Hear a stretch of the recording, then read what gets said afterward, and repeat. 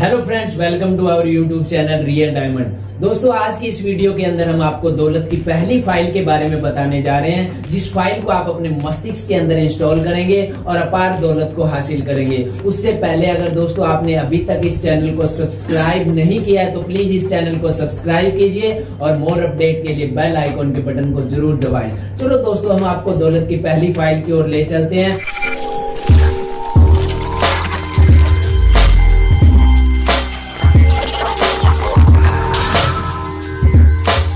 दोस्तों, अमीर लोग सोचते हैं कि मैं अपनी जिंदगी का निर्माण खुद करता हूं। दूसरी ओर मानसिक रूप से गरीब लोग सोचते हैं कि जिंदगी में मेरे साथ घटनाएं घटित होती है। दोस्तों, अगर आप दौलत उत्पन्न करना चाहते हैं तो आपको यह मानना अनिवार्य होगा कि आप अपने जीवन, खास तौर पर अपने वित्तीय जीवन के स्टीयरिंग व्हील पर बैठे हैं। आपको इस बात पर यकीन करना होगा कि धन और सफलता के मामले में आप ही अपनी सफलता का चयन करते हैं। चेतन और अचेतन रूप से जिम्मेदार आप खुद ही हैं। दूसरी तरफ मानसिक रूप से गरीब लोग अपने जीवन में आने वाली घटनाओं की जिम्मेदारी लेने के बजाय पीड़ित की भूमिका निभाने का चुनाव करते हैं। पीड़ित लोगों का मुख्य विचार अक्सर बेचारा मैं होता है और इरादे के नियम के अनुसार पीड़ित व्यक्तियों को यही मिलता है, वे बेचारे ही बने रहते हैं। दोस्तों, ध्यान रहे कि मैंने कहा है कि पीड़ित की भूमिका निभाना, मैंने यह नहीं कहा कि वो पीड़ित है। असल में कोई भी व्यक्ति पीड़ित नहीं होता, लेकिन दोस्तों आपको कैसे पता चलेगा कि लोग पीड़ित की भूमिका निभा रहे हैं? इसके लिए 3 स्पष्ट संकेत है। पीड़ित व्यक्ति का पहला संकेत, दोष मढ़ना। वे अमीर क्यों नहीं है, इस बात के लिए ज्यादातर पीड़ित दोष मढ़ने के खेल में माहिर होते हैं। ऐसे व्यक्ति सरकार को दोष देते हैं, वे अर्थव्यवस्था को दोष देते हैं, वे शेयर बाजार को दोष देते हैं, वे अपने हेड मालिक को दोष देते हैं, वे अपने कर्मचारियों को दोष देते हैं, वे कस्टमर सर्विस को दोष देते हैं, वे अपनी अपर लाइन और डाउन लाइन को दोष देते हैं, वे अपने पार्टनर को दोष देते हैं, वे अपने जीवन साथी को दोष देते हैं, वे ईश्वर को दोष देते हैं और जाहिर सी बात है कि वो अपने माता पिता को दोष देते हैं। हमेशा कोई ना कोई दूसरा व्यक्ति या परिस्थिति होती है जिसे दोषी ठहराया जाता है। दोस्तों, पीड़ित व्यक्तियों का दूसरा लक्षण है खुद को सही ठहराना।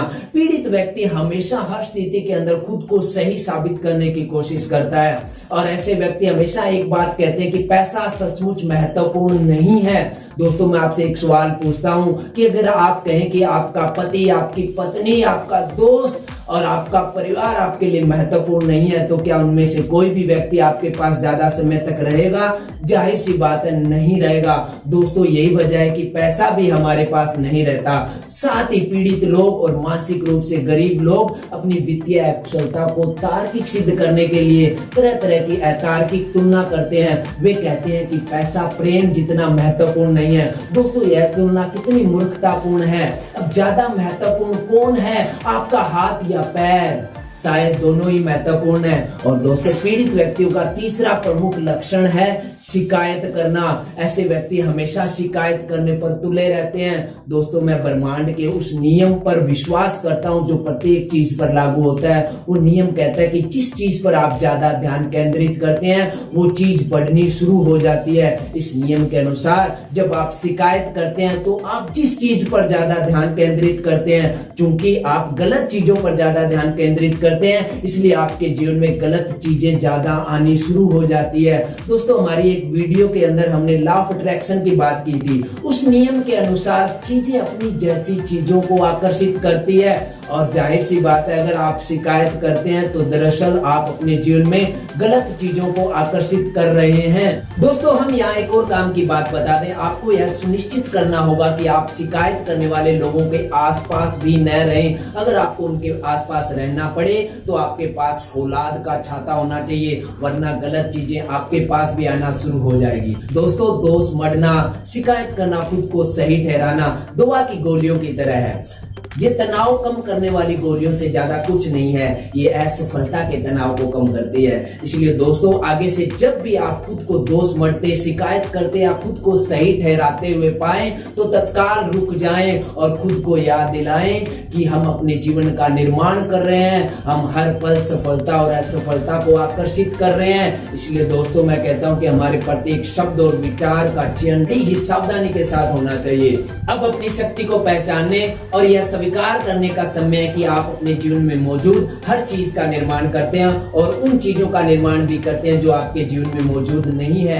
यह जान ले कि हम अपनी दौलत और अपनी कंगाली और इन दोनों के बीच के हर स्तर का निर्माण करते हैं। इसलिए दोस्तों, अब आप अपने दिल पर हाथ रखकर मेरे साथ घोषणा करें कि मैं अपनी वित्तीय सफलता का निर्माण खुद करता हूं। मैं अपनी वित्तीय सफलता का निर्माण खुद करता हूं। अपने सिर को छूकर कहें कि मेरे पास मिलीनियर माइंड है, मेरे पास मिलीनियर माइंड है।